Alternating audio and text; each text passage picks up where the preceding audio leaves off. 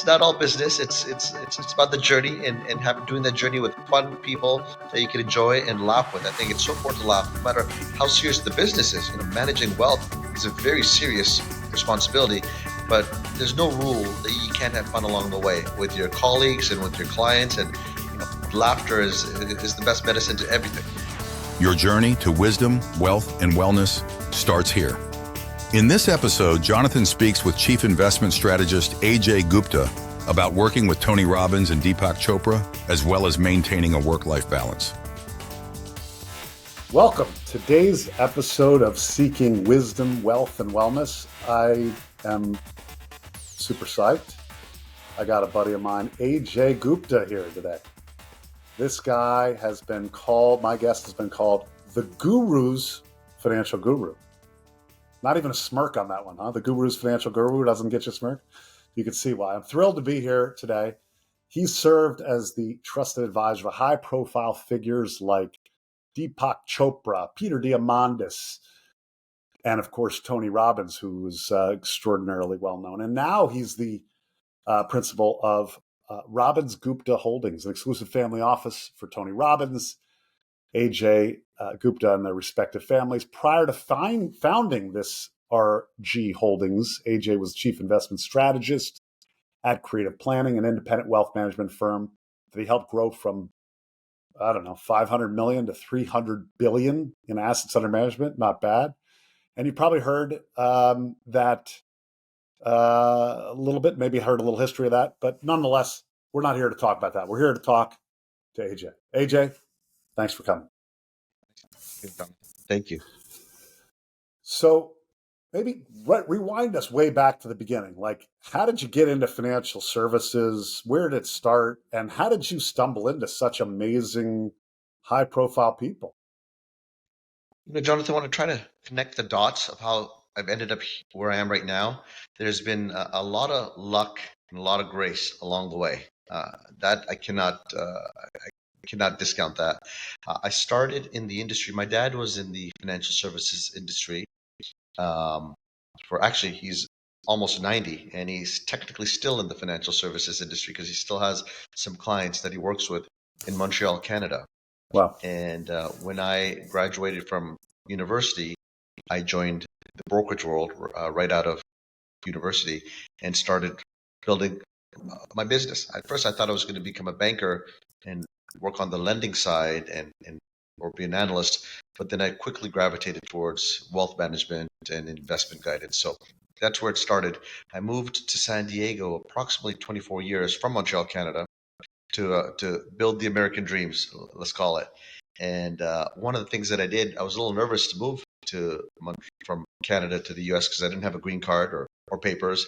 And I thought, maybe I'll just retire in San Diego because I've fallen in love with San Diego, where I am right now. And then I remember listening to Tony Robbins' CDs. I didn't know him then. He was actually my hero because I was just fascinated with all of his teachings, and I felt that his teachings really impacted my life or started to impact my life. And so I listened to his CDs, and I remember going through one of his exercises of, why wait? What's the cost of waiting? And just some of those hidden gems that I took, I decided to pull the trigger and somehow or another found a way to relocate to San Diego and start building my wealth management career from zero because I didn't know anybody over here. Wow. And so you moved from Montreal, you moved to San Diego, you get to a beautiful location. Obviously, there's a lot of wealth in San Diego.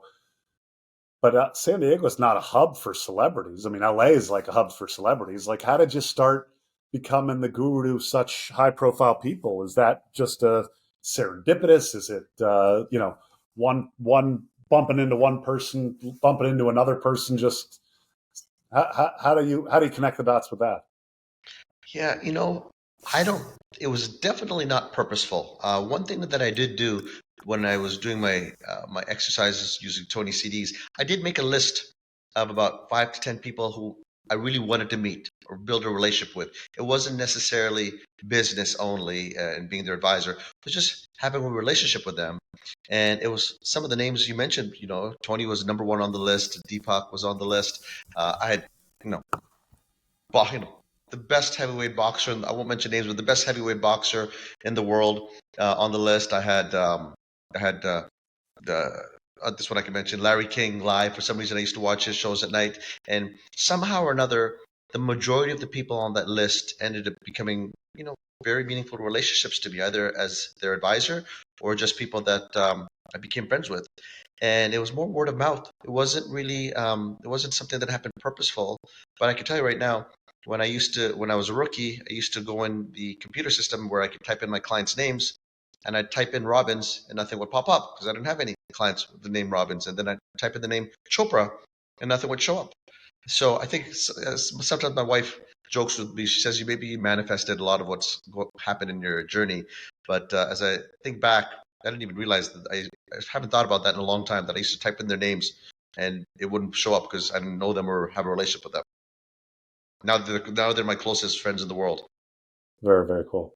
So in working with so many interesting people, like you said, you were intentional about wanting to meet some interesting people, wanting to learn, wanting to connect the dots, wanting to build relationships. Could you share an anecdote or lesson from these interactions that's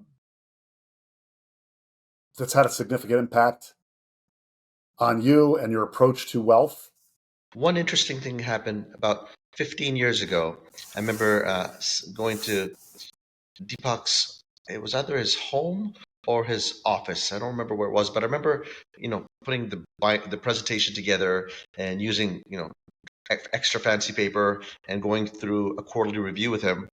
And then at the end, I felt pretty good about what I was sharing with him. And then I asked him, how did he feel about the report? And then he said, it was okay. And I was like, it was okay. Tell me, expand a little bit more. And then he goes, well, I can't eat that report. And I didn't understand exactly what he meant by I can't eat that report. And then he pulled out his wallet and he showed me his credit card. He goes, as long as this card works when I go to Starbucks to buy my coffee, I feel really good. And if there's an issue with it, then I don't feel really good. And for me, it was like, oh my goodness, he's just focused on the simple things in life, and he just wants to make sure that everything works. And then the valuable lesson that he shared with me, he goes, see these running shoes? And he had these really nice, I don't know who it's from, Gucci or somewhere. I remember him wearing red running shoes that matched his red glasses. And he goes, these were sent to me as a gift.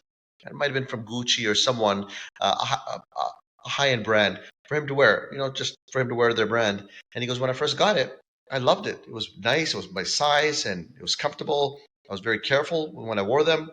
But a day or two later, I got a scratch here, got a little dirty. I've had it for 2-3 weeks and I don't really think about them at all. And then he went on to say, I went on a family trip to Hawaii with my family. And before we went on the trip, we all got together with my children and grandchildren and my wife, and we decided where we're going to go, what are we going to do over there, what are some of the experiences that we want to have. Then we got there and had a wonderful week, and took lots of pictures and memories. So what he was really trying to say to me, he goes, AJ, the anticipation of the experience was enjoyable. The actual experience was amazing. And then now after the experience, we look at these pictures and have all these wonderful memories. So what he was really trying to share with me, the gift that I took away from him, because he has so many gifts to share, was don't buy things, buy experiences, or don't invest in things, invest in experiences. And I think that was a catalyst for where I decided I'm going to travel a lot more than I planned on. And every Christmas, every spring break, every summer, I took my wife and children, summer international. It was never a good time to go on an international trip. You're always busy. But I went, and now looking back, my kids are 17 and 16 and 16, and they've been to more than 75 countries just because I was always looking for experiences versus just buying the next new shiny object. I love that. I love that. You're speaking my language. I feel like travel gives you a purview of the world. So that resonates with me as something much more meaningful about wealth than stacking up bills, so right. I love it. So fast forward a little bit. So you built this career, you ended up helping grow another business, and you kind of retired from serving outside families. And you were just now running your and Tony's family office, mostly, as you told me, I think, to aim to be more present for your children. maybe you could discuss a little bit about your personal philosophy regarding this transition and your approach to balancing professional success with your overall life fulfillment. So I thought I was pretty balanced because either I was at the office working or I was at home with my family. That was pretty much my life during my professional journey. But what I realized is when I came home and I was with my family or with my children, sitting next to them, I thought I'm with them. But I was on my iPhone. I was thinking about the next email. I was thinking about the appointments or meetings for the next day. So physically I was here. Mentally I wasn't here. And I remember one of my friends saying to me, you have to find a way to get into your children's bubble. And whatever that means, get into their bubble and get engaged. And I realized you have to be active if you want to get into their bubble. This is not something that you do passively. So I haven't perfected it. They're teenagers now, so it's even harder to get into their bubble these days. But once I retired, I purposely made sure that I didn't schedule calls or meetings at times when I could spend quality time with them. If it was the short window when they got up to when they went to school, which is, it's like an hour. By the time I wake them up and they're out of the house, there's an hour window that I should not be scheduling a 30-minute call or meeting. And then typically after school, in between their activities. And I feel that we became closer. But I can tell you right now, there's always room for improvement. And I'm always looking for those, ways to improve. I think many people in their 20s, 30s, 40s are caught in that same dilemma. And the fact that you're awake and aware and conscious of it to be able to really cherish this time is precious. So kudos to you. Yeah, I can tell you right now, I remember like almost 10 years ago, I remember saying, oh my goodness, I only have 500 Saturdays left with these kids before, I'm an empty nester. And 500 sounded small, but it's amazing where it's like now I've got like 100 Saturdays left. And, if they ask me that they want crepes for breakfast, I'm never going to say no, or how about tomorrow? I'm going to, I don't have to do that. I get to do that is the way I look at that opportunity. Yeah, that's awesome. The get to, not got to. I love it. Right.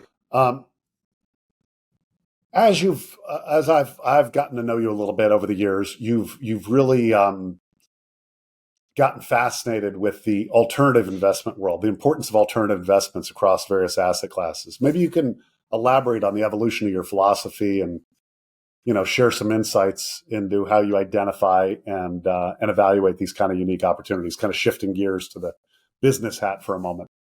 I think this kind of goes back in regards to alternative investments. I remember when Tony Robbins wrote the first financial book more than 10 years ago, Money, Master the Game, which is still New York Times #1 bestseller in personal finance. That book was more around low-cost index funds, tax loss harvesting, rebalancing, fees matter, active versus passive funds. And now the most recent book that he just wrote called The Holy Grail of Investing, which just came out approximately 2 months ago. This book was all around alternative investments. And what we've seen over the last 10 years, alternative asset classes have grown by $1 trillion, and we expect it to grow by another $1 trillion over the next 5 years. And we've been looking for ways to get non-correlating assets in our portfolio. So as I've seen people's portfolios get larger and larger over time, they have the appetite for more non-correlating assets, and oftentimes those investments are less liquid. So when people ask me, I still, when I speak at some of Tony's events, is people ask me, what's the right percentage of illiquid versus liquid? Because that's a decision that we have to make with our advisors, or if we're doing it by ourselves. And I'd say the best way to describe it is if someone came up to me and said, I've got a $100,000 portfolio, how much should be in illiquid investments? My answer would be 100% of your portfolio should be liquid at this stage right now. And let's keep building that portfolio. I'm going to use another extreme example, really extreme example, just to drive home the concept. If someone called me and said they have $100 billion of investments, what percentage of their portfolio should be illiquid? I could build a case that they could benefit by having 99% of their portfolio illiquid, because if they're benefiting from the illiquidity premium, because they still have $1 billion for a rainy day. So really the point I'm trying to make is as the portfolios get larger, you could take on more illiquidity. And this means private equity, private real estate, and private credit. So the way we've been looking at it now as I'm designing our portfolios is I'm looking for more exposure to alternative investments because they're not necessarily correlated with the stock and bonds. And I know, Jonathan, you and I have talked about it as well. Tony's co-author, Christopher Zook of Kaz Investments, he's the one that introduced me. I was always a limited partner in private equity funds. And when he introduced me to taking an ownership stake in private equity firms and being on the other side of the table of collecting 2% management fees and 20% promote fees versus paying it, just my eyes opened. So I look at that space as a place that we can't ignore. We need to allocate to it. We just have to find good vehicles with strong governance. Awesome. You mentioned that your father, who's 90, still sort of dabbles in the financial service business. I'd love to learn from you what lessons you have taken and still learn from your father to this day that you want to impart to the next generation, to your children and or to your grandchildren someday in the future. I'd love to understand the influence he's had in your life, I think some of the big influences that he's had in my life that I've seen is he was always positive. He always looks at the glass half full. He has immense work ethic, so he just is always working.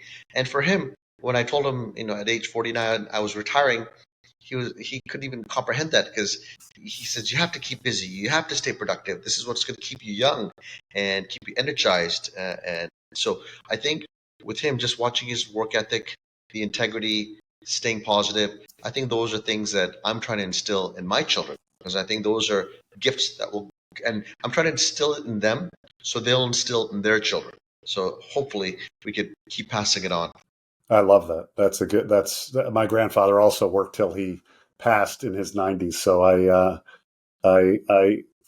I think I might have through osmosis inherited that same trait. So finding the balance between working till you're Charlie Munger's age of 99 and kicking it off when you're done and traveling and adventuring. You've designed a beautiful life and taught us some pretty cool stuff. What is something that people assume about you that's completely wrong? I think during my professional life, I think people thought I was all business, and not all serious. But I like to have a lot of fun. I like to play practical jokes on my friends, my family, and I get a real kick out of scaring people. So it's not all business. It's about the journey and doing that journey with fun people that you can enjoy and laugh with. I think it's so important to laugh, no matter how serious the business is. Managing wealth is a very serious responsibility, but there's no rule that you can't have fun along the way with your colleagues and with your clients. And laughter is the best medicine to everything. That's awesome. Well, it's been absolutely an honor having you today. Really grateful for your spending the time. One last thing is, what is one daily habit that you do or you would recommend for other people to do in their lives to live a healthier, wealthier, or wiser life in one regard?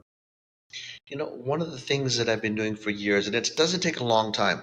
I typically get up in the morning when it's still a little dark and before everyone else wakes up. So I'll just sit down in my family room and I'll open up the fireplace. If it's winter or if it's summer, San Diego, so it doesn't get that cold over here. And I'll just spend maybe a maximum of 5 minutes of just being grateful and relaxing. And before I jump onto my iPhone and laptop and before my whole day gets hijacked, I just sit back and just sit still and focus on what I'm grateful for, number one. And then number two, what are my primary outcomes for the day? Not my to-do list, because the to-do list I could go on pages and pages. What's my primary objective today? Do I want to have a meaningful conversation with my wife? Do I want to connect with this specific child or that child? So gratefulness and then the outcomes of the day. Oh, I love that. This has been full of pearls. Awesome. Where can people let people know if someone wanted to, learn from you? Is there a place? I know you're very private now, but is there anywhere people can tune in? Should people read the book that Tony wrote? Like, how could people connect with you? Sure. So I think everybody should definitely, anyone that's interested in investments and building their portfolio and looking for ways to reduce risk, they should read The Holy Grail of Investing, written by Tony Robbins. And Christopher Zook. But if they want to reach out to me, if they just go to our website, robbinsgupta.com, ROBBINSGUPTA.com, there's an area where they could fill out a little, put their name and email and send me a message, and then I pretty much respond back to everyone as quickly as I possibly can. So that's an easy way to go, robbinsgupta.com. Fantastic. Well, thanks again for coming. Subscribe free to Wisdom, Wealth, and Wellness wherever you get your podcasts on YouTube. All links are at satovsky.com/podcast. And of course, if you want to get a little second perspective on your wealth, consider speaking to one of our advisors at satovsky.com. Thanks again, AJ, and hope to see you soon.